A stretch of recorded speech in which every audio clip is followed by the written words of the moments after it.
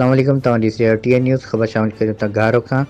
घारो filter plant colony जा रहवासी ऐं ऑफिसर कॉलोनी में वधंदड़ चोरी जे वारदातनि खां परेशान। घारो वाटर बोर्ड कॉलोनी जा रहवासी आला ऑफिसरनि जी अदम दिलचस्पी ऐं लापरवाही सबबि सख़्तु परेशान आहिनि। ॻोठ वधंदड़ बदनामी ऐं चोरी जे वारदातनि खां तंग अची वियो आहे।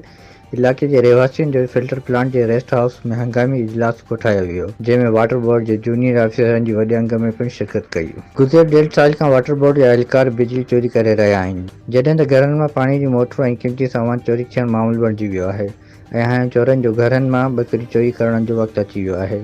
2 महीना अॻु यूसुफ बलोच जे घर मां 4 ॿकरियूं ऐं 15 ॾींहं अॻु सईद शेख जे घर मां 2 ॿकरियूं ऐं फिरोज़ जोखीअ जे घर मां 1 ॿकरी चोरी करे हलिया विया। चोरी रोकण वारो को बि नाहे। असांजे ऑफिसरनि खे इन्हनि इलाइक़नि में रहणो आहे, इहे तयारु नाहिनि। इन्हनि कॉलोनियुनि खे गैराबाद छॾे करे कराची जे ढकियल इलाइक़नि में पंहिंजा घर ठाहे छॾिया आहिनि। कैमरामैन टीम सां गॾु हक़नवाज़ चांडियो, टीएन न्यूज़ घारो।